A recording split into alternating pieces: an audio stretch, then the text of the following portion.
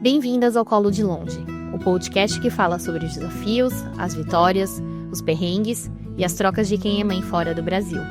Eu sou a Giovana Borges e a cada episódio nós vamos conversar e conhecer histórias reais de mães brasileiras espalhadas pelo mundo. Quem disse que rede de apoio precisa estar perto? Aqui, o colo chega, mesmo de longe. Se você também é mãe, está grávida ou se aventura na maternidade fora do Brasil, este é seu lugar. Vamos juntas nessa jornada de acolhimento, conexão e muito mais.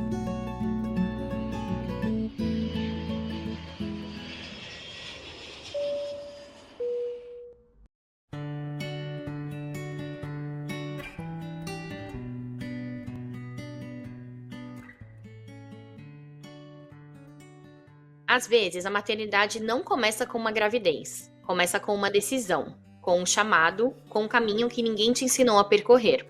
No episódio de hoje, eu converso com a Cris Domingos, nascida em Campinas e que construiu uma vida atravessando diferentes lugares do mundo até se estabelecer nos Estados Unidos. Depois de experiências como au pair, temporadas em diferentes estados e até uma passagem por navio, foi lá fora que a vida dela tomou um rumo que ninguém imaginava: se tornar mãe por meio do sistema de foster care. A Cris é casada com o Andrew há quase 9 anos e é mãe da Maeve, de 5 anos, filha que chegou primeiro como acolhimento e depois se tornou oficialmente parte da família. Hoje a nossa conversa vai passar por um tema que ainda é pouco falado: o processo de adoção a partir do foster care nos Estados Unidos e o que significa maternar dentro de um sistema cheio de incertezas. Vamos falar sobre espera, sobre vínculos, sobre medo, sobre amor que cresce no meio do desconhecido e sobre como é viver tudo isso longe da família, sem rede de apoio. Cris, seja muito bem-vinda. Obrigada, Giovana. Obrigada por me receber e me dar a oportunidade de dividir essa história, que eu acho que pode ajudar, né? Trazer o conhecimento ou até ajudar quem está aí querendo, almejando uma adoção através do sistema foster. Eu tô muito animada porque, enfim, quem acompanha aqui o podcast sabe que a maioria das mães tem uma trajetória muito comum, né? Assim, tive meu filho no Brasil e mudei, idades diferentes, ou mudei, depois tive meu filho fora. E o seu, assim, é completamente fora do que eu já entrevistei. Então, tô muito animada porque acho que realmente vai ajudar muitas mães até para trazer o conhecimento desse processo que é muito nebuloso. Se você não vai atrás para efetivamente saber, é muito por cima que a gente tem as informações. Mas antes da gente entrar no foster care e no processo, eu queria que você me contasse um pouquinho da Cris, né? Quem é você, como que foi a sua chegada nos Estados Unidos, você é de Campinas, mas, enfim, já passou por vários estados também. Me conta como foi esse caminho até você estar aí hoje. Nasci e cresci em Campinas. No decorrer aí, acho que a minha primeira viagem foi quando eu vi ser au pair, né? Que eu vim com o foco de aprender inglês em 2005. Eu passei 2 anos, mas naquela época eu já tinha graduado, pós-graduado, sou formada pela PUC em turismo, pós-graduada em administração e organização de eventos pelo Senac, e me faltava na área de turismo, fundamental falar o inglês, e isso pegou muito toda a minha formação. Eu não tinha conhecimento nada de inglês, e não foi uma boa experiência meu au pair, como muitas das meninas já têm a dificuldade do au pair, que não é visto exatamente como o programa oferece, e o empecilho do meu inglês. Então foi bem difícil. Eu fiz rematch 2 vezes, que é trocar de família, né? E eu acho que o principal, assim, o que pegou foi a falta do inglês na época, né? Porque eu acho que se você passa por situações de dificuldade, tendo o inglês, você consegue passar por isso, né? Então, já foi um baque para mim essa experiência. E eu cuidei de uma criança atípica, sem saber que ela era atípica. E fui aprendendo conforme eu fui cuidando. O menino que eu cuidava, eu passei a maior parte do tempo, eram 2 meninos. E um deles tinha um ADHD, que é o TDAH, né? Então foi a primeira vez que eu ouvi falar disso na minha vida. Eu nunca tinha ouvido falar ou presenciado alguma criança com isso. Aí voltei pro Brasil com o objetivo de retornar à minha profissão. E fiquei mais ou menos uns 10 anos. E aí, com o tempo, eu fui ficando insatisfeita, porque é meio que, né, naquela época era um modismo fazer turismo, né? A gente não colocava muito na balança, eu não tinha uma expectativa, assim. Tem gente que já, eu quero encontrar uma pessoa, casar, ter filhos. Eu não tinha muito essa expectativa. E não pensei em nenhum momento que turismo ia ser difícil levar com uma vida de casada. Mas trabalhei por alguns anos. E aí eu comecei a ficar insatisfeita com aquilo. Eu tava percebendo que eu queria algo mais. Ainda trabalhando, morei em São Paulo para tentar alguma coisa diferente, não deu certo. Fui fazer um mochilão na Europa sozinha. Aí foi minha segunda experiência internacional. Então eu passei um mês visitando 3 países e completamente sozinha. Fui até sem internet, não tinha nem telefone funcionando, assim, era Wi-Fi e sozinha. E fui, e foi uma ótima experiência. E eu acho que isso acendeu uma chama, assim, de querer ir pra fora, assim, eu consigo fazer. É isso que eu quero. Eu não estava muito conformada depois que eu voltei pro Brasil, e eu acho que eu sempre tinha aquela chama de que ali não era mais o meu lugar. Acho que muita gente sente assim, né? Quando mora fora, se sente meio perdido quando volta pro Brasil. E depois desse mochilão, aí eu tomei a iniciativa de fazer o cruzeiro em função de conhecer uma pessoa na área de eventos, trabalhou comigo e ela relatou a experiência dela de ter trabalhado em cruzeiros de luxo por muito tempo. E ela me encantou assim com a experiência. Como eu trabalhei em várias áreas de turismo, eu queria ir para experimentar se eu dava conta do recado, mas também com o objetivo de aprender alguma coisa a mais na minha área de turismo.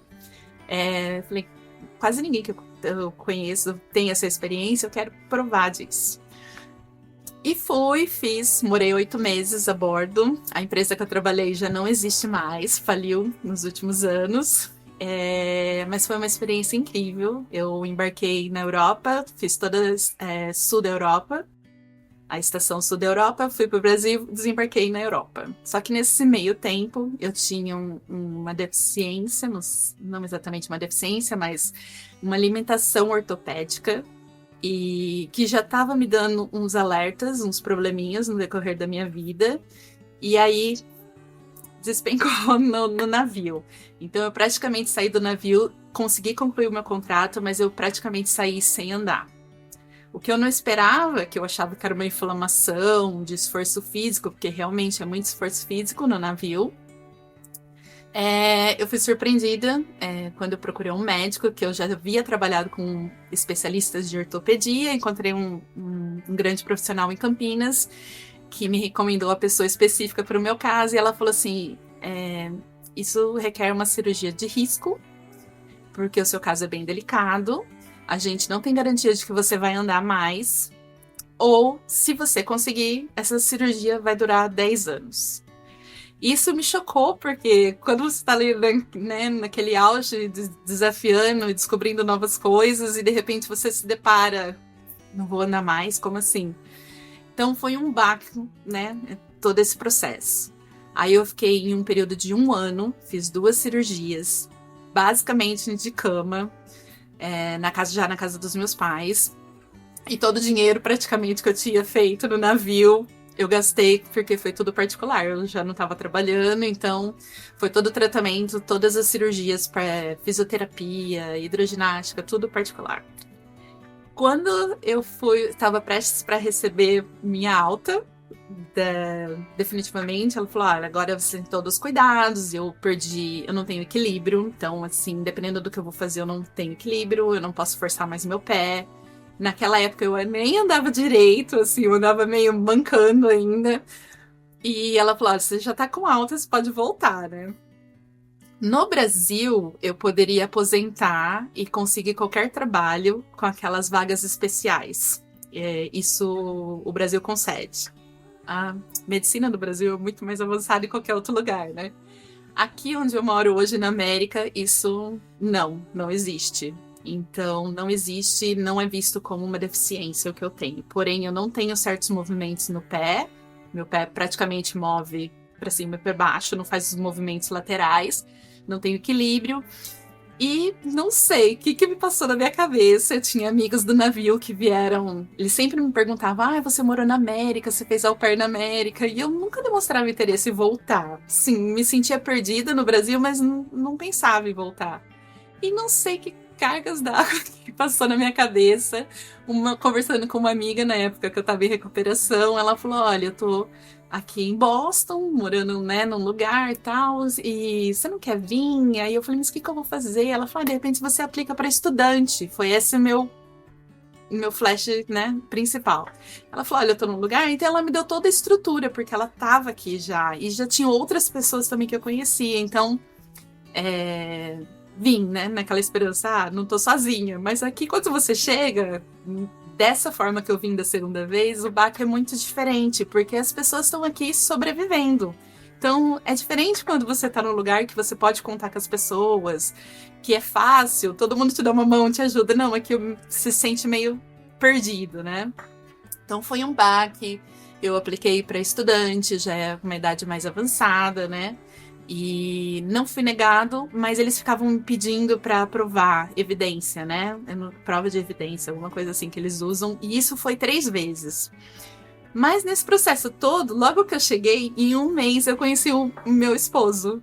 Então, em 1 mês e pouquinho a gente já estava namorando e ele acompanhou todo esse meu processo de aplicação de troca de visto, né?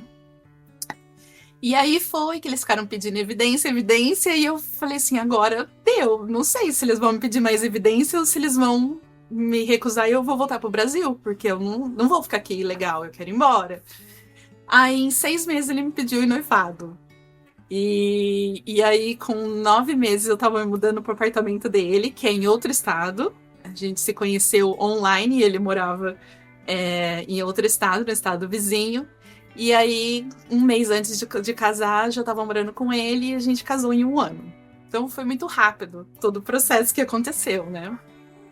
E a princípio eu sempre. Ele não podia ter filhos, porque ele já era operado, ele já tinha tido uma relação há 16 anos atrás, os filhos adultos já. E ele não pensava em ter filhos de novo. E eu falei pra ele que eu gostaria de adotar. Sempre, sempre. Quem me acompanha, assim, da época da infância e adolescência, é algo que eu sempre falei que eu gostaria de fazer. Adotar uma criança. E não sabia como a gente ia fazer. E nós ficamos casados 2 anos. Foi uma mudança muito brusca na minha vida, porque eu morava em Campinas, uma das cidades maiores do Brasil. E aí estava em Boston, uma cidade grande, e vim morar num lugar em Rhode Island. Uma cidade meio estilo fazenda, que não dava nem para caminhar fora da minha casa. Eu ainda não tinha documentos para dirigir, eu estava no processo do meu green card, não podia trabalhar, não podia sair de casa, não tinha nenhum conhecido, amigo, família, nada. Queria fazer uma caminhada em volta, era muito animal selvagem, porque era tipo fazenda mesmo, cheio de animais. E aí começou a me dar umas síndromes de pânico nessa época. E ansiedade, coisas que eu nunca tinha tido na minha vida, assim. Me deparei, não entendi o que era que estava acontecendo comigo, me senti umas agonias, eu falava assim, aqui a gente mora perto do mar, eu falava, me leva para ver o mar, porque eu sentia saudade do mar, para acalmar, né? Foram 2 anos, assim, de muitas coisas acontecendo e, enfim, consegui um trabalho, trabalhei em um hotel, trabalhei 2 anos e meio. Só que aí eu fui fazer um subemprego no trabalho, né? Eu fui trabalhar como se fosse meu estágio lá da faculdade. Eu fui ser recepcionista de hotel.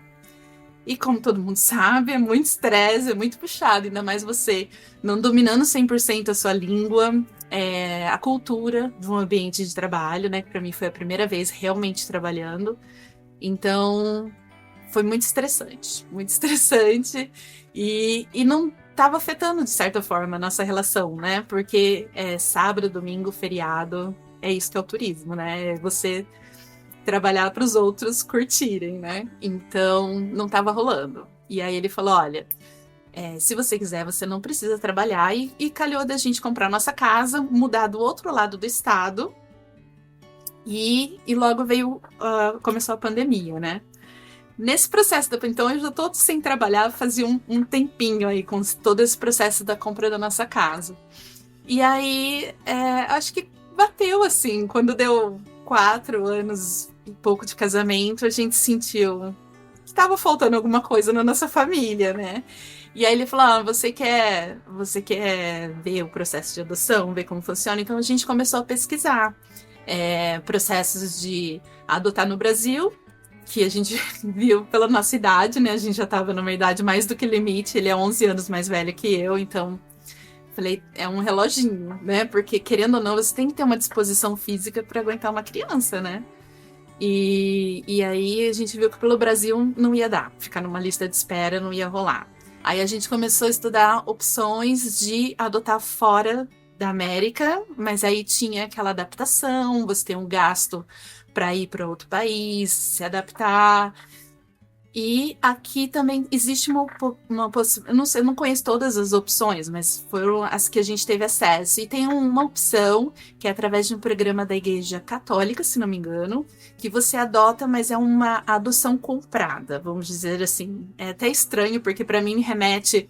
Eu cresci ouvindo na televisão, acho que quem é da minha geração ouvia no Fantástico, as crianças desapareceram no Nordeste, não sei o quê. Então, quando você fala que vai comprar, me volta isso em mente. Eu falo assim, mas isso é correto? Apesar do valor ser bem absurdo, eu acho que na época, um recém-nascido era em torno de 60 mil, através desse programa. E aí eles explicam para onde vão esse dinheiro, que são mães que desistem da gravidez, e eles convencem, tem um programa dentro da Igreja Católica que eles convencem a dar para adoção, né? Que aqui também você pode, anônimo, deixar o feto em algum lugar, isso não é visto como um crime, né? Enfim, e aí a gente descartou, porque eu fiquei um pouco impressionada, assim, com essa forma. E aí eu comecei a perguntar na minha cidade. Aqui tem uns aplicativos que você fala com a sua comunidade, né? E eu perguntei, ó, nós somos um casal, recém, né, moramos aqui há pouco tempo e a gente gostaria de ter um conhecimento sobre adoção. E aí uma pessoa indicou pra gente o foster care. A gente não tinha noção do que era. E fomos achando, como a maioria das pessoas que adotam, achando que era completamente diferente. E eu vou confessar, por mais que era um desejo meu a adotar, eu não tinha nenhum conhecimento em relação ao que se passa a criança quando chega, como ela chega, traumas, eu não tinha nenhum conhecimiro. Eu acho que como a maioria, porque até hoje...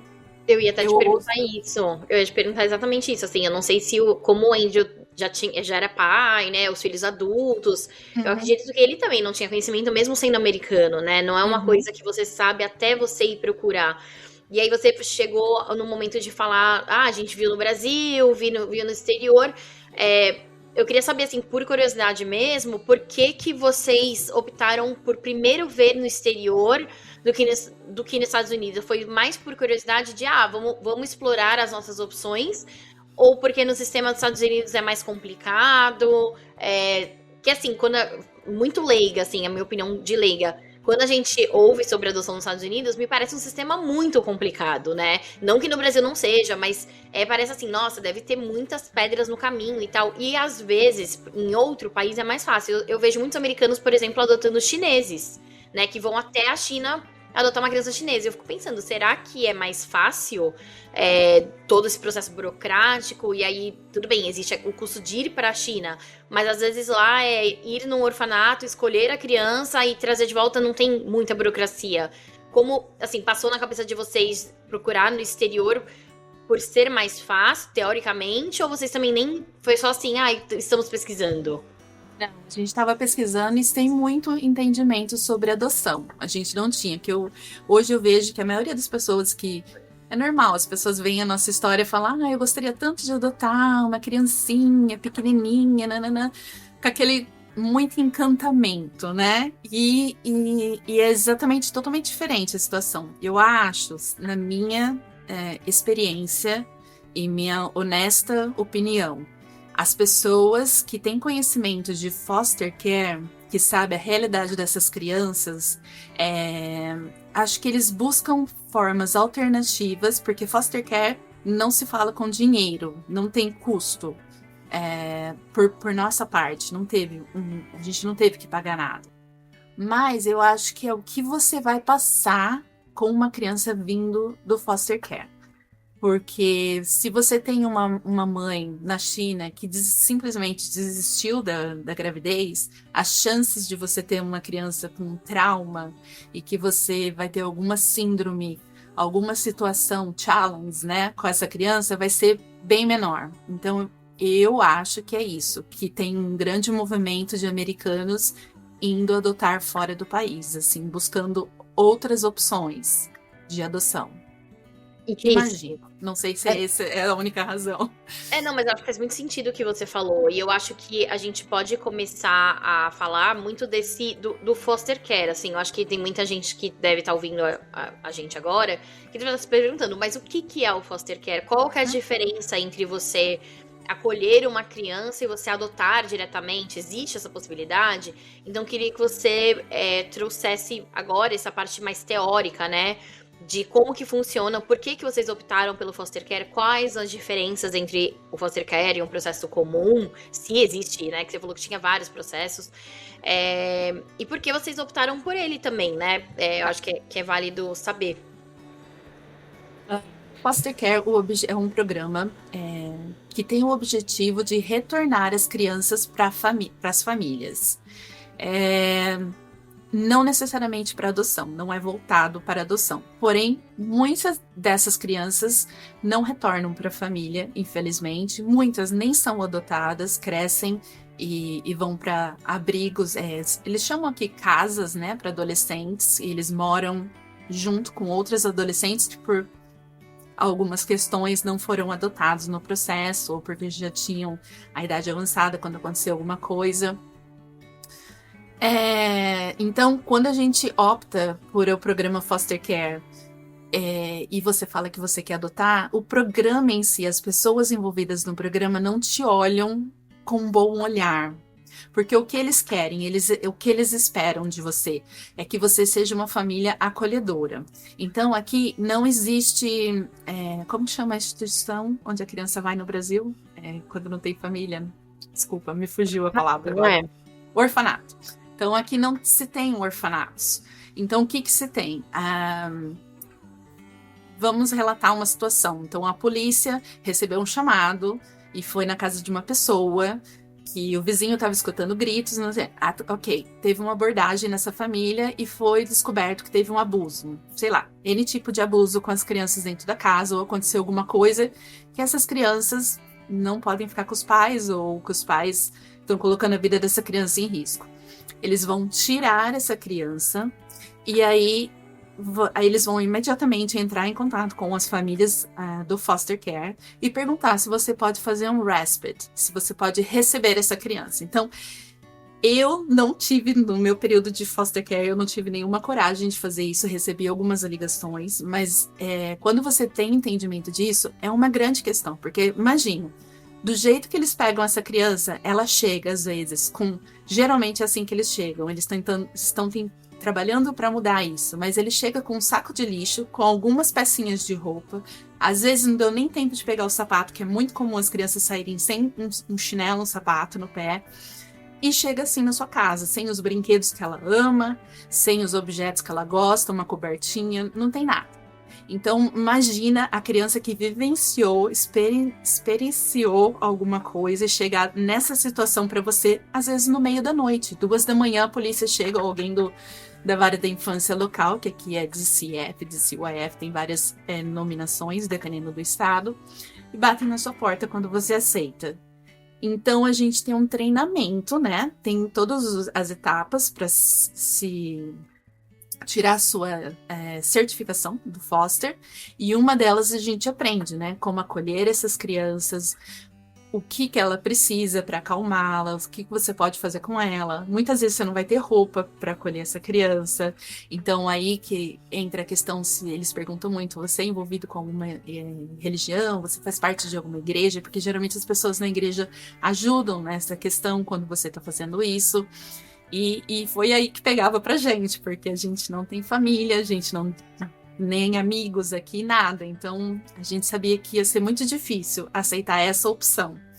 Mas, no geral, são crianças que são separadas dos pais E, de repente, já foram para essa casa que já estava acolhendo, mas essa casa não tem intenção de ficar com essa criança. Ela fez isso para socorrer naquele momento. Então, eles têm que direcionar essa criança para uma família acolhedora. Ou é uma criança que nasceu, que foi o caso da minha, que a mãe perdeu os direitos já na maternidade. Então, quando eu fui chamada, eu fui e fiz a retirada dela do hospital. Então, ela já saiu, já veio com a gente. Na época da pandemia, teve um grande número de nascimento de crianças. Então, em função de tudo que acontece, muita gente perdeu o trabalho, um número grande de pessoas com alcoolismo, drogas, isso tudo, né, afeta diretamente na comunidade.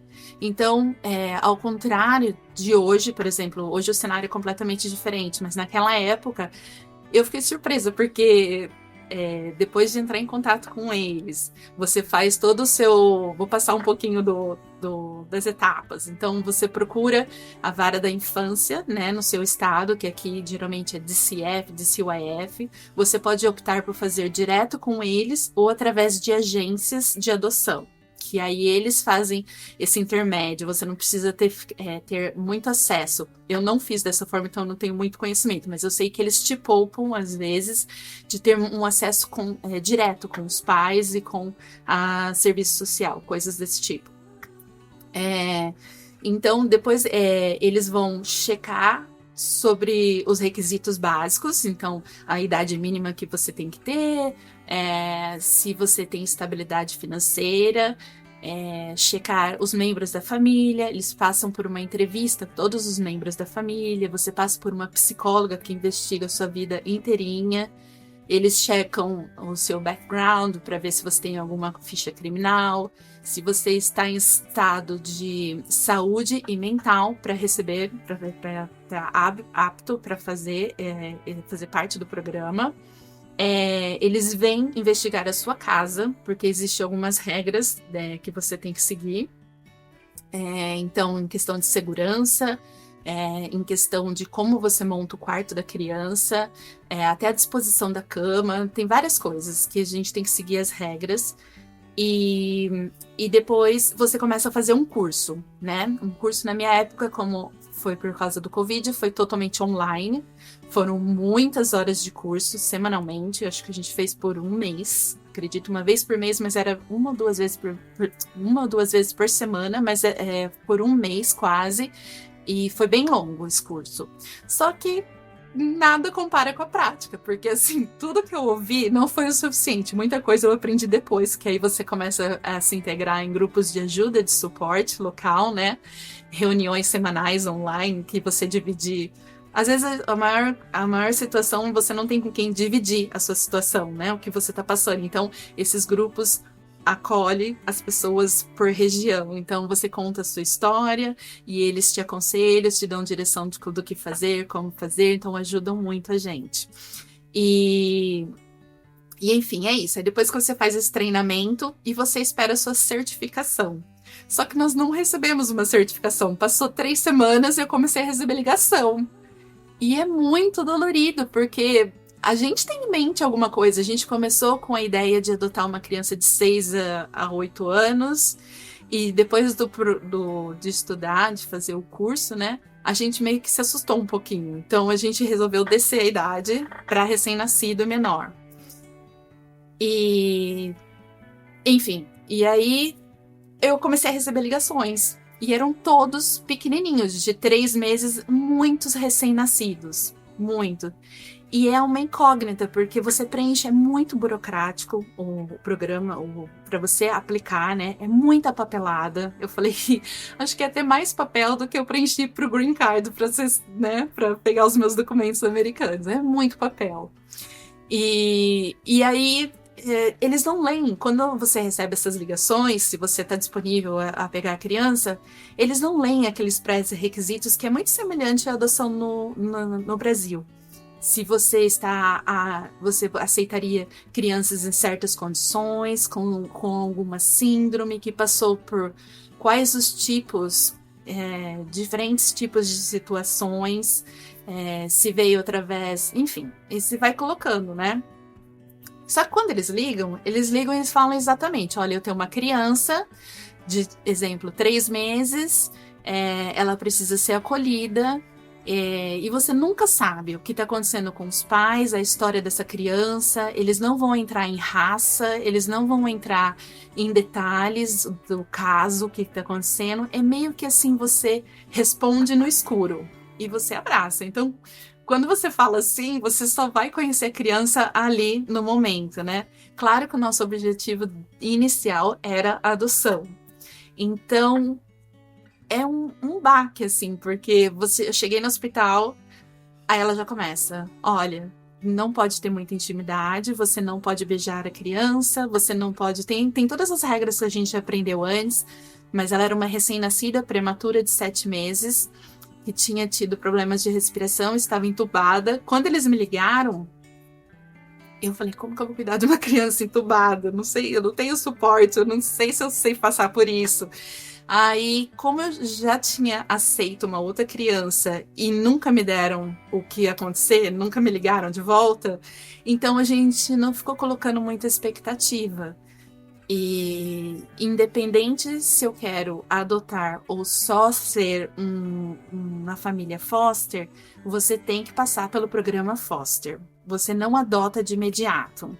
Então, você tem que acolher essa criança, passar pela... Às vezes não vai ser a criança que você acolheu. Tem casos que pessoas que acolhem mais de uma criança, outras crianças, e volta, e retorna e não tem a sorte de ficar com alguma criança, né? Que bom que a criança pôde voltar para os pais, né? Porque esse é o objetivo do programa, que esses pais se restabeleçam e consigam provar que eles têm condições de ficar com essa criança.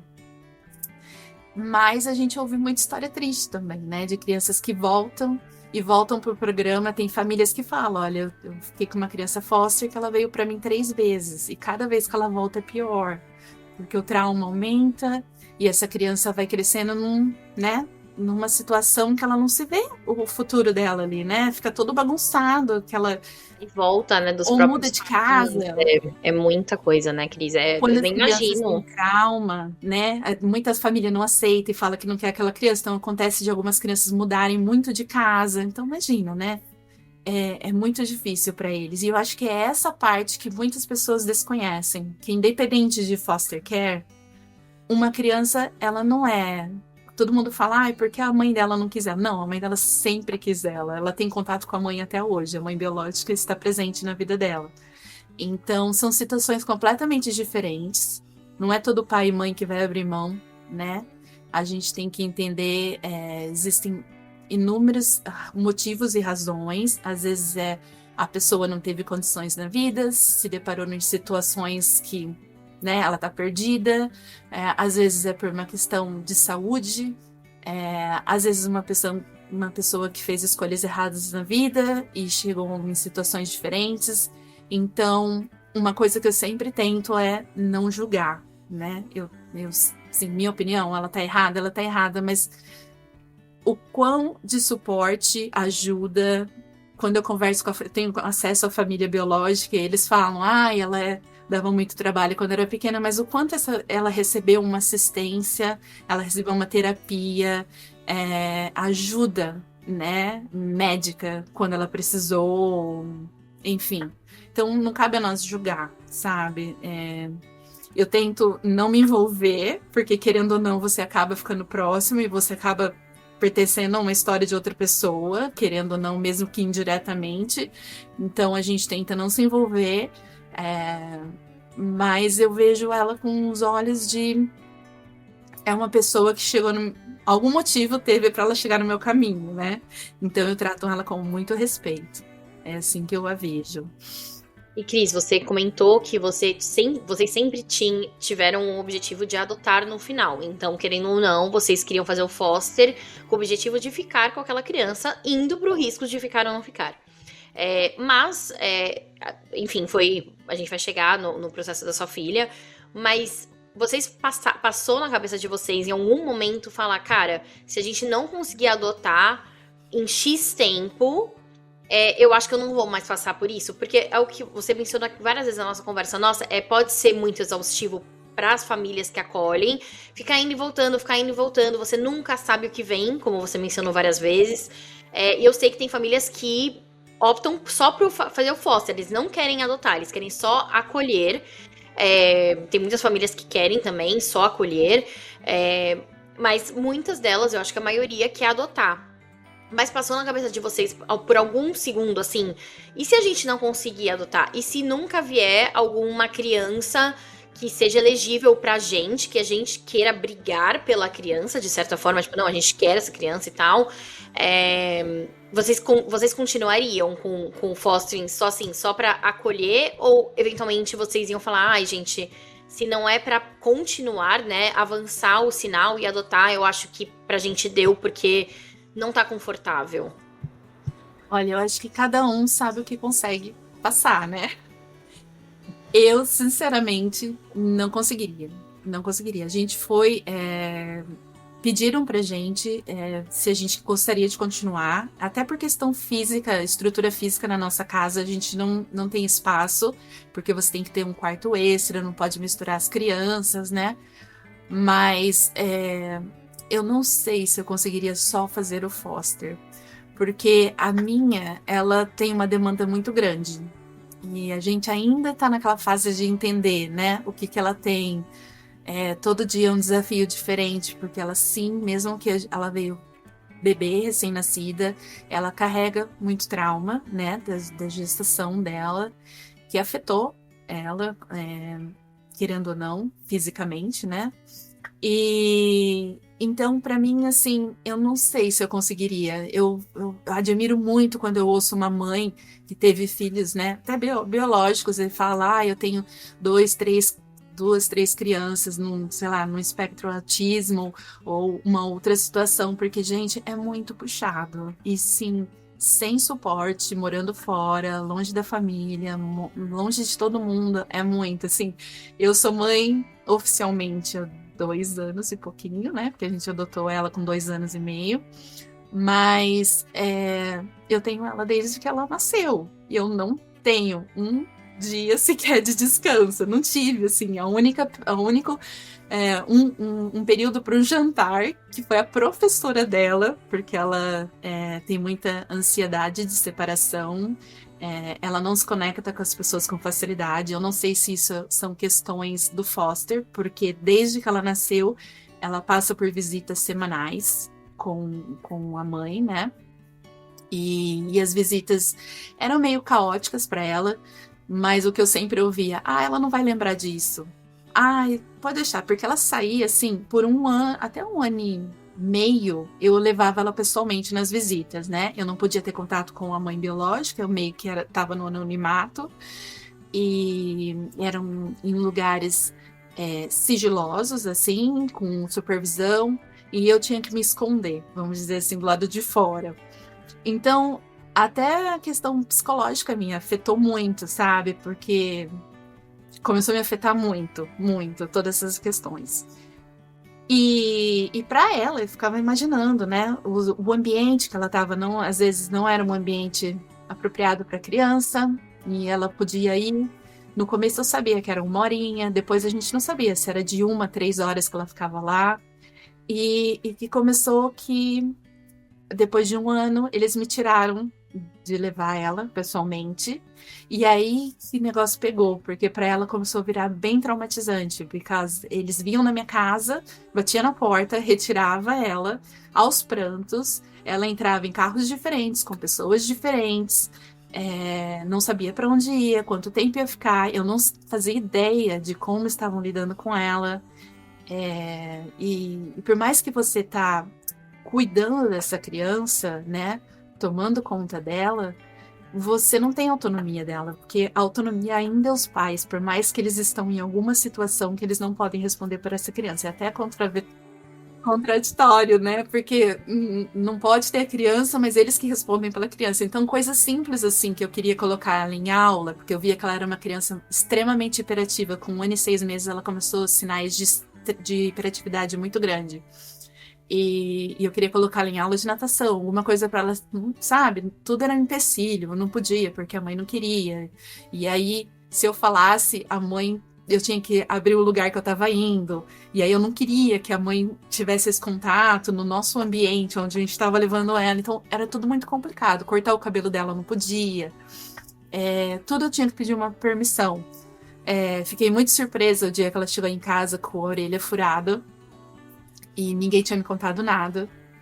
E até hoje, eu vou trocar o brinco dela. Eu não sei como isso aconteceu. Eu não sei se ela foi preparada, porque ela é uma criança que a gente tem que preparar ela para tudo que vai acontecer depois, né? Que ela é neurodivergente, então é completamente diferente de uma criança, né? Ela tudo tem que, tudo ela parece que assim, hoje ela vive, parece que é no modo assim de se proteger, sabe? Modo alerta a todo momento. E eu não acredito, com a minha experiência, eu não acredito que a criança não lembra das coisas. Eu acho que para ela marcou muito. Foi bem traumatizante essa parte das visitas semanais e a gente não sabia o que acontecia com ela, para onde ela ia. Foi bem difícil para ela isso. Eu acho que talvez ela não lembre efetivamente a memória, mas eu sempre acredito que tudo que a criança vive, o bom e o ruim, vai moldando a criança, né? Então, assim, se ela vai pra um lugar super feliz, sei lá, vai pra uma viagem pra praia, a criança talvez não lembre que ela foi pra praia, né? Daqui, sei lá, 5 anos, talvez a criança não lembre que ela foi pra praia com 1 ano de idade. Mas aquele acesso à areia, acesso à praia, acesso ao mar, a criança vai respirar aquilo, ela vai viver aquilo e isso vai moldando a criança. Então, o ruim também, né? Então, assim, talvez ela não lembre, porque eu fui, me tiravam. Talvez ela não consiga verbalizar isso no futuro, só que são traumas, né? São situações, é um choro sofrido de sair daquela casa. E é o que você falou, você não sabe como que furaram a orelha dela. Então, assim, são coisas que vão marcando, deixando marcas na criança, né? E eu imagino que em vocês também, porque aqui pensando assim, é muito contraditório mesmo, porque como que você tá levando na escola, pagando roupa, pagando alimentação, criando uma criança, mas você não pode cortar o cabelo dela porque a mãe não quer que corte o cabelo? Assim, eu não imagino você tentar criar conexão com uma criança, também tendo medo de eventualmente tirarem ela do nada e você tá super apegado àquela criança, já na esperança, né, de ter ela, como você falou, adotar ela oficialmente depois de um tempo. Mas eu queria saber dessa parte, emocionalmente falando, assim, você dormia com esse medo, assim? E se amanhã alguém bater na minha porta e falar, a mãe vai pegar de volta? Era uma coisa que você evitava, às vezes, se conectar muito bem com ela, por esse medo de, eu não vou me apegar tanto, porque vai que me tiram e eu vou sofrer muito depois? Ou você se jogou e falou, eu vou me jogar, vou me conectar, e se me tirarem, eu vou lidar com esse sentimento depois, e é isso, assim, eu não vou criar uma barreira que talvez não exista. Como que você lidou com isso? O nosso cenário foi um pouco diferenciado, porque logo que ela chegou, que a gente acolheu, eu tive... ela tem outros irmãos, né? Muitos irmãos, todos pequenininhos. E aí, uma das mães que adotou 2 irmãs, as mais velhas, conseguiu me achar logo de imediato. Então, e ela fez a ponte pra gente conhecer a família biológica, que não tem nenhum contato com a mãe biológica. A mãe biológica não tem contato com a família dela. E a gente mantém essa aproximação. E isso foi uma das questões que a mãe biológica ficou muito contra a gente. Ela não queria que a gente tivesse, por ela ter esse atrito com a família. Mas você vê que é uma família simples, é uma família americana, é uma outra realidade que a gente imagina Estados Unidos, pessoas com dinheiro, né, coisas confortáveis. É uma outra realidade, mas é uma família excelente. Então, é aí que tá, né? Quando eu sempre falo, hoje sendo mãe, né? A gente nunca sabe, a gente cuida, a gente planta nossa sementinha, dá os nossos exemplos, mas você não sabe, eu não sei. Foi culpa de alguém? Foi erro de alguém? Ou ela que era assim, ela que tomou essas decisões, a gente não sabe. Então, a família já tinha me alertado. Falou assim, olha, ela teve 3 outras crianças antes da sua, os 3 estão adotados, então a sua chance de adotar é muito grande. Então, eu não sei, a gente foi muito positivo em todo o processo. Porém, aqui no meu estado, geralmente a criança ela tem que ter o caso dela definido, no modo geral, em 2 anos e meio. Então, você já tem uma expectativa de quanto tempo isso vai demorar, que eu acho muito longo, muito desgastante para a criança. Então a gente sabia, tinha uma previsão de tempo, a gente tinha toda a família e a mãe que adotou as outras meninas dando suporte pra gente e orientava e falando, não, a chance de vocês adotarem ela é muito grande. E mesmo assim, durante todo o processo, 2 vezes a gente foi ameaçado de que ela seria retirada da gente. Assim, e a gente sabia que se isso acontecesse, ia ser assim, eles não dão oportunidade para despedida, nada. É do jeito que abre a porta, pega ela e sai. Da mesma forma que muitas crianças chegam, é assim que elas partem. E que isso ia ser traumatizante pra gente. A gente tinha certeza, mas a gente tentava acreditar que isso não ia acontecer. E não tem como se apegar, não tem. Eu recebi ela recém-nascida, prematura, exigia vários cuidados. Ela, com o tempo a gente descobriu, 2 meses e meio, que ela tinha torcicolo, que ela estava toda tortinha. Isso não foi visível logo que ela chegou em casa. Ela não chorava por 2 semanas na minha casa. Ela ficou 2 semanas no hospital. Por 2 semanas na minha casa ela não chorava. Ela fazia uns barulhinhos, mas não chorava. E aí eu vim a descobrir que foram traumas da gestação que fizeram o feto calar, que isso é muito comum, né? Quando isso acontece. E ela sempre foi uma criança muito calma, muito quieta, mas com 1 ano e meio aflorou, assim. Ela começou a ficar extremamente agitada. E aí que eu comecei a desvendar esse mundo de foster, de adoção, através do foster, que aí eu vim a descobrir que muitas das crianças neurodivergentes que vêm de determinadas situações têm esse comportamento, porque é muito comum. Todo lugar que eu ouço falar, principalmente no Brasil, falam-se da criança com esses comportamentos assim, mas a adoção tardia. E aí enfatizam, é porque essa criança passou por muita coisa, trocou, porque tem que ter paciência, mas ninguém dá uma explicação. Eu acho que aqui me conseguiram, principalmente os médicos, dão uma explicação como isso afeta, as coisas afetam no cérebro da criança, e por isso que ela já vem recém-nascida, assim, né? E muitos realmente vão perdendo esses comportamentos de hiperatividade, impulsividade, que é o caso da minha, que foi muito impulsiva.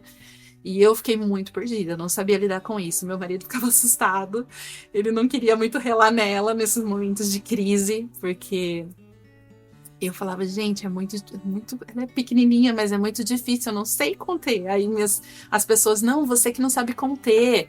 Aqui tem pessoas conhecidas minhas, trabalham professoras. A gente trabalha em escola, a gente consegue conter uma criança de 7 anos. Como que você não consegue conter uma criança de 3 anos? E eu acho que eu tinha um medo também, sabe, na hora de conter, sei lá, ela é muito branquinha, segurar ela e ficar alguma marca, não sei, né, só na questão de segurar. E é muita contradição de especialistas, e isso me fez ficar muito perdida, porque, você tem que segurar, abraçar forte, e hoje tudo que eu ouço, não, você tem que expor ela num ambiente aberto, deixar ela ficar livre, e até hoje a gente está tentando entender como lidar com ela, mas a gente já entende que ela tem uma ansiedade de separação extremamente grande, ambientes diferentes, pessoas diferentes, coisas que vai chamar muita atenção dela, vai fazer ela se desequilibrar. E quando ela era menor, ela não tinha nenhum controle emocional, nada, ela não sabia se regular. E hoje ela já consegue, né? Então, sim, pode mudar, pode ir para né? Muitas crianças perdem esse descontrole emocional, né? Mas muitas é por falta de conhecimento, né? Porque a criança é muito pequenininha, ela não sabe falar ainda, né? O que ela tá sentindo, ou que ela foi afetada de alguma forma, né? Na gestação dela, alguma coisa. Principalmente quando pais são adictos, né? Passa isso pra criança e afeta o cérebro dela, né? E é um desafio, não é fácil.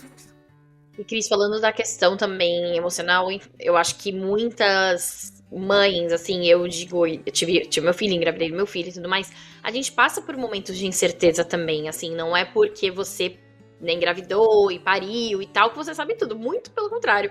Exatamente isso. A gente lê as coisas e depois a gente fala, nossa, não foi nada assim que eu li, não funcionou pra mim, né? Assim, você também vai descobrindo o seu filho, mesmo não nascendo de você, esse sentimento de descoberta de um outro ser humano é igual pra todo mundo, porque eu não, assim, eu pari o meu filho, mas eu não sabia quem era ele. Eu estava descobrindo um ser humano que ele gosta, que ele não gosta, padrão de sono, padrão de alimentação.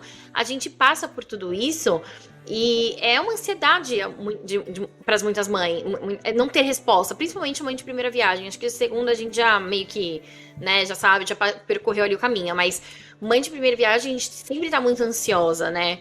Mas eu imagino que nessa questão, assim, de total falta de controle do lado de vocês, eu me pergunto, assim, além de estar conhecendo, né, a sua filha nesse processo todo, ainda tinha a questão de vocês não conseguirem controlar direito, até os 2 anos e meio, né, como você mencionou, tudo que estava acontecendo. Então, me diz, assim, questão de saúde mental, como que você contornou? É terapia? Foi medicação? Tipo, porque, assim, já é muito difícil ser mãe. Mas, assim, eu sabia que ninguém ia bater na minha porta e, igual você falou, ia retirar o meu filho em qualquer momento. Eu sabia que isso não ia acontecer. Mas você tava ali se dedicando, dando tudo e que possivelmente, talvez, eventualmente acontecer. E lógico que você já tinha algumas garantias faladas, né, ali no processo, mas nunca era uma chance zero de acontecer. Então, assim, me passa o contato dessa terapeuta, porque, assim, muito autocontrole, né? Muito autocontrole, muita fé, muita. Então, assim, brincadeiras à parte, eu queria muito que você contasse como que você deu conta mentalmente desse desafio, que não é fácil pela maternidade, mas também pelo risco, sabe? De, né, como que eu consigo seguir em frente sem tantas certezas, né? Como que você conseguiu se manter inteira, né, nesse processo que era tão difícil de controlar?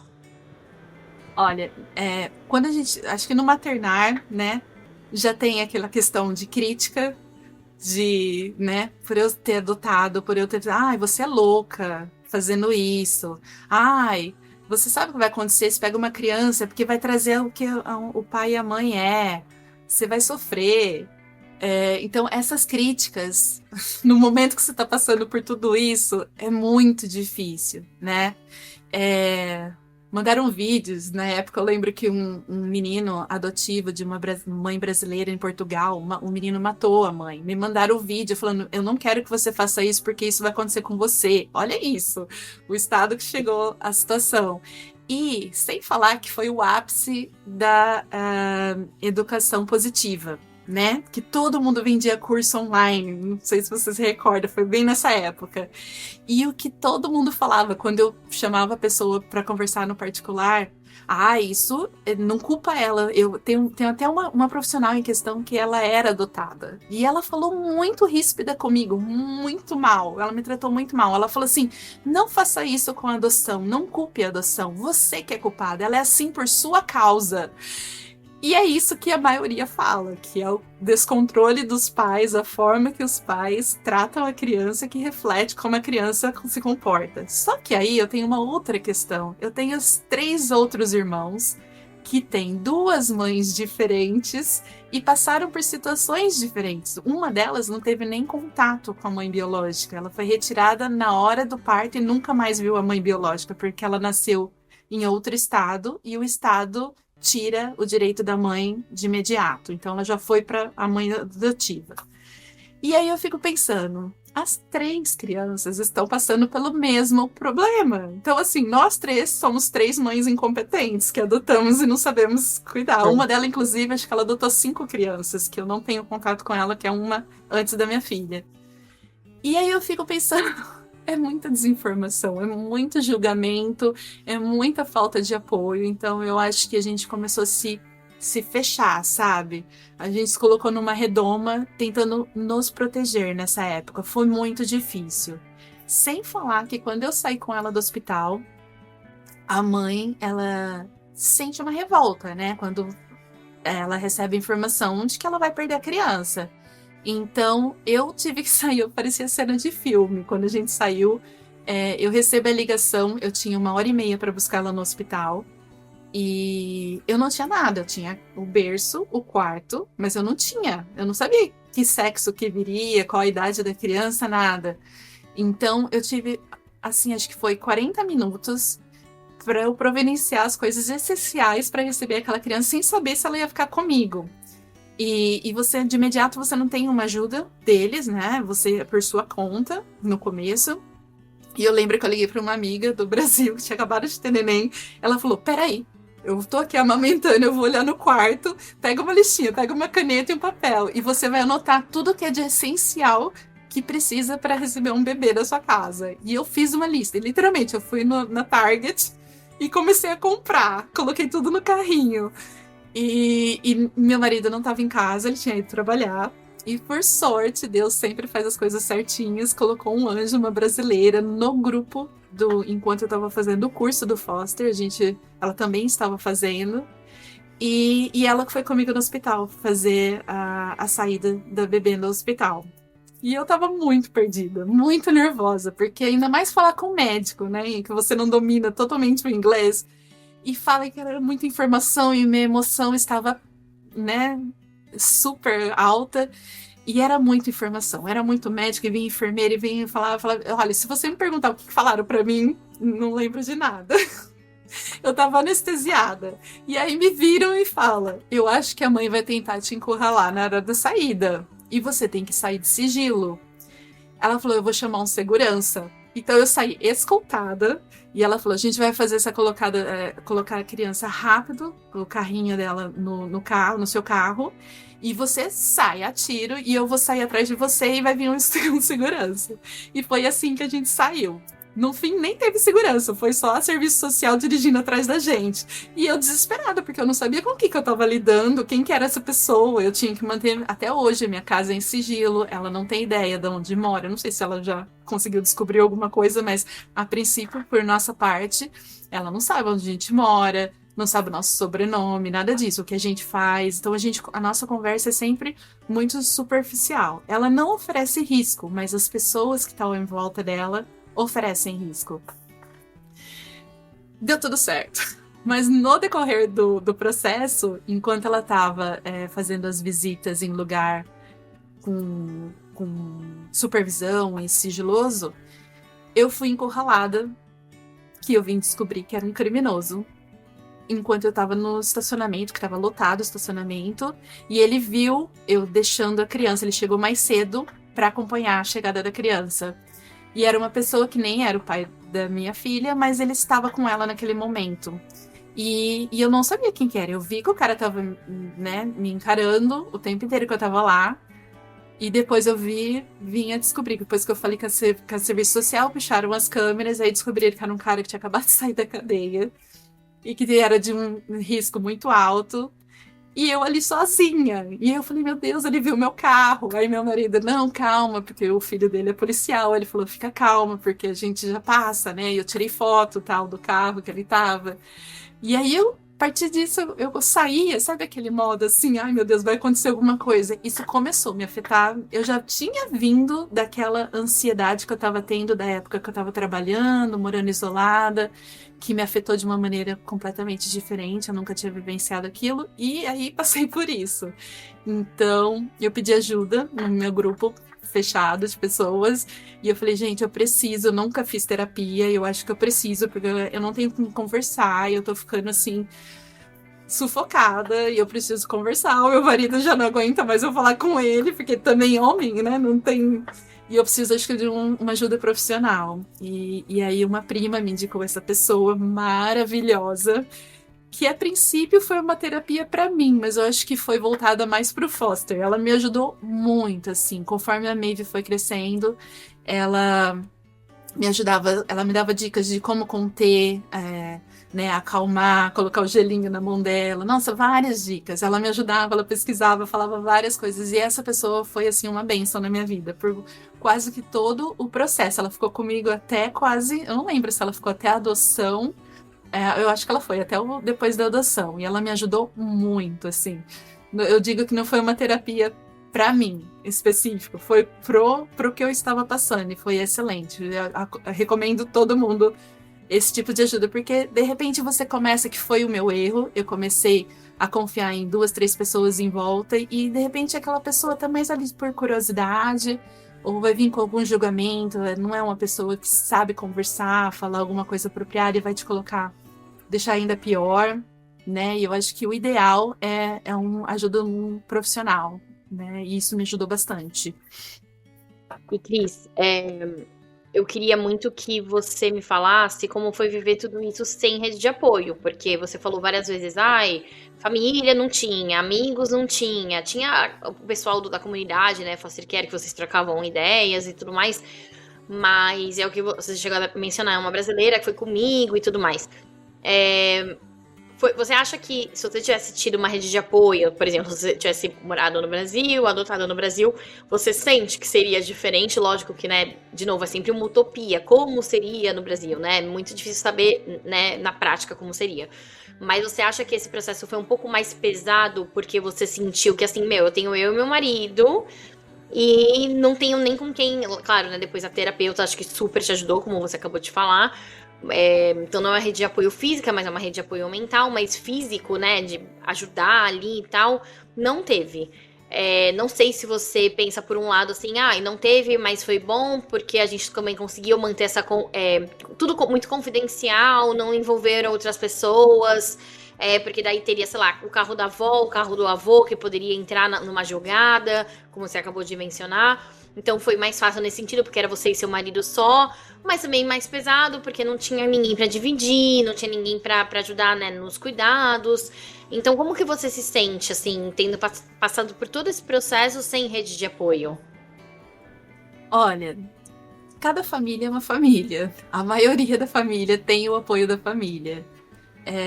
Mas eu não acho que seria muito diferente no Brasil. Seria sim por questões de amigos, né? Tem minhas primas, tudo mais. Mas quem tem um pouquinho de conhecimento de Campinas, sabe? Quem uma pessoa de fora vai morar em Campinas. Uma cidade por si só famosa por ser bairrista, né? Fechada em grupos. Então eu cresci assim, né? Não tendo muito essa coisa de interior, de acolhimento. Já é algo que eu já tinha experimentado, né? E na minha família é um pouco diferente, né? Então eu não acho que seria tão diferente, mas é muito difícil. Eu acho que por isso que eles batem muito na tecla. Você vai em alguma igreja, alguma coisa, né? Porque, querendo ou não, o mínimo de apoio que você recebe, né? Igual eu falo, eu não tive um parto, eu não amamentei, mas eu tive a privação de sono e o estresse muito enorme em relação ao processo do foster, né? De ter contato, de lidar, de ficar perdida. Assim, eu fiquei muito perdida por ter sido, não sei, de repente se eu tivesse tido um outro foster, não ia ficar tão perdida quanto eu fiquei, mas assim, era tanta gente ligando na minha casa, tinha gente que ligava 9 horas da noite e eu com ela, assim, tentando colocar pra dormir. E aí a pessoa falava, assim, eu já nem sei de onde que a pessoa ela perguntou isso, mas eu não entendi de onde que ela era, porque toda hora era alguém diferente, porque durante o processo tem várias pessoas falando com a gente, né? Mas se sente muito perdida, era muito confuso. Hoje eu falo, eu queria ter um caderninho, teria feito meu diário, anotado, porque eles perguntam várias coisas, assim, a mente da gente, a gente quando não tá dormindo, a gente não consegue, então eu me sentia meio assim, burra, porque eu falo, gente, ele pergunta pra mim isso como se fosse a coisa mais óbvia e eu não tenho a resposta, porque eu tenho que olhar na agenda ou eu tenho que perguntar pro meu marido, eu não lembro. E tem a questão da idade também, que a mente da gente passou dos 40, já fica uma fumacinha, né? A gente não consegue lembrar de tudo. E eu acho que foi isso que pegou, essa falta de preparo, né? Se eu tivesse ter sido um pouco mais organizada, que eu não sabia da necessidade. Eu ia em tanto médico, tanta terapia, porque ela foi uma criança que precisou de terapia logo que ela nasceu. E eu ficava perdida. Às vezes eu tinha que relatar toda a história. Cada médico novo que você vai, você tem que contar toda a história. E já é tanta coisa que acontece do foster. Ai, como que você lembra? Resgata tudo. Eu queria ter sempre um caderninho. Olha, foi isso. Eu ia ser muito mais organizada se fosse uma outra experiência. E foi difícil. Foi difícil passar por tudo isso sozinha, viu? Mas eu não acho que seria muito diferente. Não acho que seria muito diferente do que a gente passou aqui. E Cris, Você falou que você ficou 2 anos e meio, né, no sistema, depois oficialmente adotou ela, então ela tem 5 anos, mais ou menos, né? Então, 2 anos e meio oficialmente parte da família, digamos assim. Mas em que momento que você sentiu, eu sou a mãe dela? Foi ali na maternidade, quando você saiu ali na cena de filme e você já se sentiu mãe? Ou demorou um pouquinho? Porque assim, na experiência de ser mãe em Paris e tal, eu sabia que eu era mãe do meu filho. Mas eu demorei pra me conectar um pouco, assim. Eu amei ele logo ali, mas querendo ou não, uma criança que é uma pessoa nova, né, na sua vida. E eu demorei muito pra me conectar nesse sentido, assim, de quem é você, o que você. Existe um amor ali, né, da gravidez que você constrói. E aí, quando nasce, o amor aumenta. Mas no caso da adoção, eu não sei como que é esse processo. Eu queria muito entender, assim, quando que você se sentiu mãe dela? Foi quando você pegou o papel oficial e falou parte da família? Ou foi ali no hospital vendo o rostinho dela de 7 meses? Virou uma chavinha ou foi uma construção também nesse sentido? Olha, pode ser errado o que eu vou falar, mas a minha conexão eu senti na hora que eu a conheci. Foi muito grande, assim. Sabe quando você sente, você já quer acolher, você fala assim, não acredito que ela tá aqui, ela não tem quem dar esse abraço nela. No entanto, que a médica falou, ai, não pode abraçar, não pode beijar, porque ela sabia que eu era brasileira, né? Acho que da fama nossa de calorosos, né? E aí eu lembro que a minha amiga falou assim pro serviço social, eu posso filmar? Aí ela falou assim, mas ela não é dela ainda. Aí ela falou assim, não, só pra ela ter, porque ela queria filmar, porque ela falou assim, se ela adotar, ela vai ter esse registro, né? E, enfim, mas tinha muitas pessoas na sala, que a gente foi uma coisa que tem que ser um vídeo particular nosso. E aí ela meio que filmou, mas assim, foi naquele momento. Então, pra mim, foi sempre muito doloroso. Foi muito doloroso quando ela te batia na porta e saía, ela aos prantos chorava pra ir pra visita. E eu sabia, às vezes, o que ela vivenciava, o que ela passava. E nossa, foi muito choro, porque pra mim, pra minha personalidade, foi difícil separar isso. Foi muito difícil. E é até hoje, né? Porque ela ainda, por lei, aqui, eles fazem de tudo, e mesmo após a adoção no meu estado, eles fazem de tudo para manter o contato com os pais biológicos, né? E ela tem visita com a mãe biológica até hoje. Então, ela pode pedir 4 visitas, isso é acordado diante do juiz entre o seu advogado e o advogado da mãe. No nosso contrato ficou 4 visitas e, por lei, até os 18 anos. E a mãe que pede, mas isso não tá acontecendo, né? Que ela tem tanto filho que ela não dá conta de ver todos os filhos. E aí tem várias regras, né, para visita, na nossa frente, nos lugares públicos, a mãe tem que estar presente sozinha, não pode nunca levar ninguém, e é 1 horinha de visita, e é muito difícil ver ela na situação da mãe, ver ela ali com a mãe, e ela já tá chegando agora num ponto, até esses dias a gente tava conversando, né, se preparando para fazer o podcast. E aí eu falei, eu não acredito, hoje pela primeira vez caiu a ficha dela e ela me perguntou, eu queria ser filha, eu não queria ter vindo dela, que agora ela tá associando filho vindo da barriga e vindo do coração, porque eu sempre falei isso pra ela. Ela sempre tem ciência de que ela é adotada e eu quero que ela seja orgulhosa da história dela. E aí, no dia que a gente se falou, foi o dia que eu tava escovando o dente dela e ela virou do nada e ela me perguntou, mas por que eu não vim da sua barriga? E aí eu tava explicando pra ela, aí ela olhou pra mim e falou, começou, o olhinho dela encheu de lágrimas, ela falou assim, mas eu queria ter vindo da sua barriga, eu quero ser sua, não dela. E aí eu comecei a chorar junto com ela, e ela, mãe, você tá chorando? Eu falei assim, porque eu tô orgulhosa, porque você quer ser minha filha, e você é minha filha pra sempre, e ninguém vai mudar isso agora. E a gente ficou as duas chorando juntos. Então ela tá começando a entender. As irmãs delas mais velhas, a mãe optou por falar agora tardiamente, né? Sobre a adoção. E eu percebo como elas já receberam essa informação de uma maneira diferente. Vem com um pouco de revolta, né? Quando não é trabalhado. E no entanto, que agora elas estão se recusando já, tão novas ainda, com 8 anos, 7 anos, e elas já não querem ver a mãe biológica, porque tá numa revolta e de entendimento confuso, porque ela tem uma filha biológica e ela tem a minha e os outros irmãos.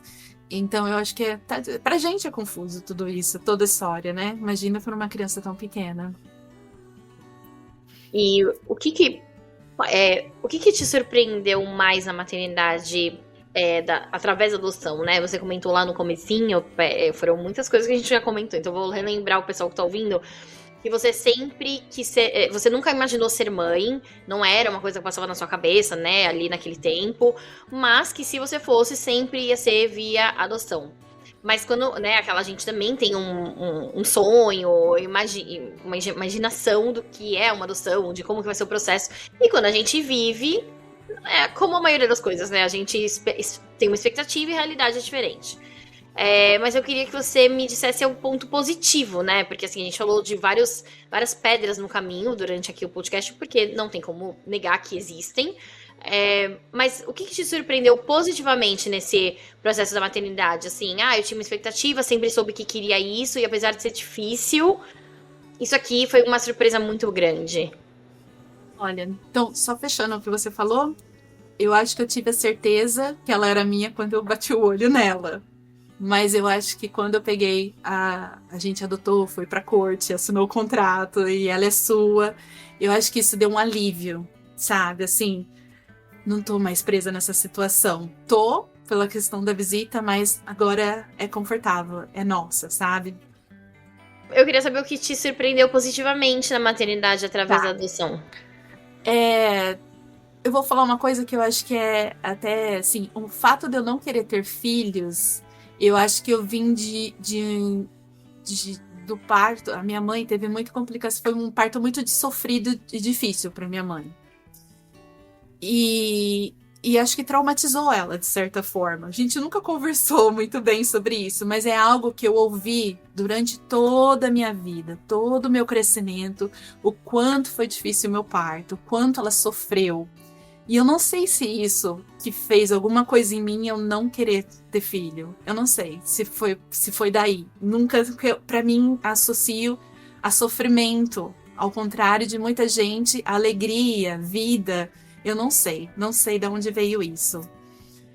Mas eu me surpreendi, agora eu vou falar outra coisa. Quando você passa por uma criação que foi muito difícil, né? Que hoje, graças a Deus, tem tanta mudança, né? Tanta conscientização, não usar a mão nas crianças, uma educação positiva, vários tipos de educação, ensinamento fácil, né, através da internet. A gente também entende o quanto é difícil quando você passou por um maternar, quando você foi um filho de uma questão. Você foi.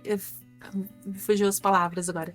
Quando você veio de uma criação diferenciada, o quão difícil é separar isso em certas situações quando você se torna mãe. E eu me sentia muito culpada por isso, sabe? Por ter aquela.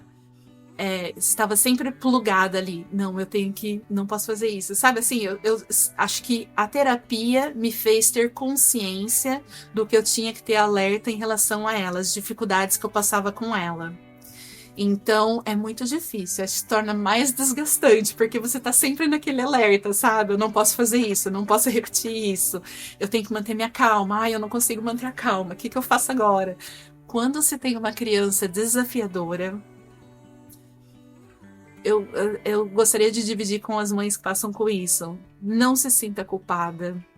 Não ouça que é tudo sua culpa. Que, gente, a gente é ser humano. A gente explode, a gente chora, a gente tem sentimento.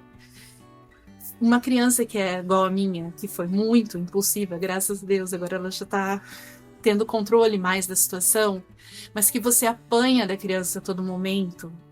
Porque a criança não vai me bater, né? Tem pai que fala isso. Como assim você deixou sua criança... Não, é uma situação muito delicada, é uma situação muito difícil, independente se ela não era minha filha. A criança é muito difícil, é muito desafiador. Mas eu queria colocar no coração desses pais e mães que é possível, mas você tem que ter ajuda.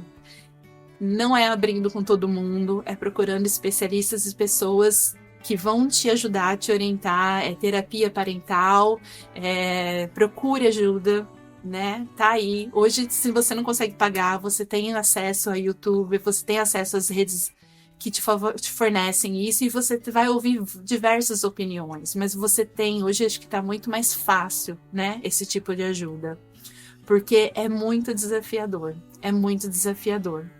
e eu acho que o que me mudou foi que eu consigo, você consegue superar, você consegue passar, é desafiador, mas que toda mãe vai errar, e infelizmente né? A gente não se graduou numa faculdade para ser pai e mãe, principalmente de uma criança atípica, de uma situação atípica. Então, é isso. É errando e não existe a mãe perfeita. Por mais que você ouviu aquela mãe que está ali do lado dando sugestão, pitaco, que falou que ia dar tudo saudável e de repente a criança já não está comendo mais saudável depois de alguns anos. Não existe a mãe perfeita. É só a mãe que está amando, que está lutando e que está aprendendo todo dia. Eu acho que é isso. Com certeza, a mãe perfeita não existe. A mãe perfeita não é mãe. É o que a gente fala. A mãe perfeita ela só existe na teoria. Ah, meu filho não vai, meu filho não faz, meu filho não sei o quê. A mãe perfeita ainda não é mãe, né? E independente dos desafios que a criança tem crianças mais fáceis do que outras. Mas sempre vai ter um desafio, né? Criar um ser humano é muito desafiador. Não importa se a criança é super boazinha ou tem alguma neurodivergência. Não importa. Existem níveis de desafio, mas não importa, é sempre muito desafiador, né? E é importante, às vezes, a gente não esquecer disso, que a mãe adotiva, ela também passa por esse... Ela também tá criando um ser humano. Não, ela não pariu a criança, mas ela pegou a criança para criar, e os desafios de uma criança de 2 anos que eu pari e uma criança adotada de 2 anos são os mesmos. A criança vai estar passando pela fase exatamente do mesmo jeito, né? Então, assim, fico muito triste de saber que quando você comentou com algumas pessoas sobre a questão da adoção, te mandaram notícias horrorosas, assim, como se fosse menos mãe, né? Como se fosse, assim, como se filhos que nascem, né, da mãe não fizessem isso. E faz, gente, faz todo dia, adotivo ou não adotivo. Se for pra acontecer, vai acontecer. E eu sinto muito que colocaram essa carga a mais em tudo que você já estava passando, que hoje você tá contando aqui pra gente, mas assim, toda essa vulnerabilidade, instabilidade, medo, ansiedade, e ainda o pessoal te mandando notícias ruins, falando, não, você não deveria fazer isso. Assim, você teve que se manter junto com seu marido como se fosse uma fortaleza mesmo, muito forte, pra vocês não desistirem, né? Pra não falarem, nossa, então quer saber? Realmente, melhor não, porque essa tendência do ser humano, né? Ver um desafio e não querer mais. Só que com filho, né? Quando a gente quer muito uma coisa, com filho não tem como a gente desistir. Então, fico feliz porque com certeza sua filha tem pais maravilhosos que tentam fazer o máximo. E, enfim, essa história é extremamente inspiradora. E pra gente fechar, Cris, eu queria muito que você desse uma palavra, assim, pra uma mãe que tá pensando em adotar, mas assim, de novo, dentro da perspectiva dos Estados Unidos, não sei como é na Europa, não sei como é no Brasil, em outros países, então é importante também frisar essa questão, né, que talvez seja mais fácil em outros países, que não tem a foster care e tal, mas pensando numa forma mais branda, assim, uma mãe que tá pensando em adotar, mas sem medo de talvez não conseguir amar, talvez não ficar com a criança. Independente do medo que ela sinta, acho que você consegue muito ajudar essa mãe agora. Eu acho que você tem que ter ciência, assim, estude, tente entender o que é adoção, porque eu vejo que quando as pessoas vêm falar comigo sobre o tema, é mais do lado encantamento. Adotar é escolher amar. A adoção não é uma caridade. A adoção é um ato de amor, né? E com isso, não são flores, porque tenha ciência, se uma criança deixou os pais, tem uma história, e não é uma história legal do outro lado, né? E a gente não vai mudar isso. E a criança, por mais que ela não lembre se é uma criança pequena ou não, isso vai estar nela, vai estar presente nela de alguma forma, né? E então eu acho que é isso. Tente entender o que é adoção antes de dar o passo, porque hoje, principalmente, né, a gente está ouvindo muitas histórias de pais retornando filhos, que não quer filho. Outro dia eu vi num grupo de brasileiros morando fora que quem gostaria de retornar, eu não aguento mais meu filho, uma mãe desabafou, eu que gostaria de retornar, e uma mãe biológica falando isso. Então, assim, isso acontece com todo mundo, tem gente que não se identifica com maternar, né? E eu vim de uma criação que minha mãe literalmente não se identificou com maternar. E então é isso, é errando, mas a gente tem que ter consciência do que está fazendo. Para tudo na vida, a gente tem que se preparar, estudar e dar o passo, né, para acontecer. Mas eu gostaria de dizer que, ok, se eu tenho conhecidas que adotou e a criança vive uma vida normal, como uma criança outra normal, não tem nenhuma necessidade, não é uma criança típica. Então é uma caixinha de surpresa, mas você tem que estar preparado o que pode vir. É isso que eu recomendo, assim, porque eu vejo que as pessoas falam mais de uma forma de encantamento ou de julgamento, né? E se prepare que é possível.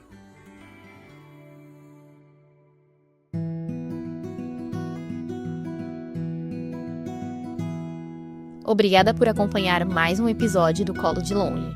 Se essa conversa tocou seu coração, compartilhe com outras mães que também estão vivendo essa experiência fora do Brasil. E não esquece de seguir a gente no Instagram, @colodelonge. A gente se encontra no próximo episódio. Um beijo e até lá!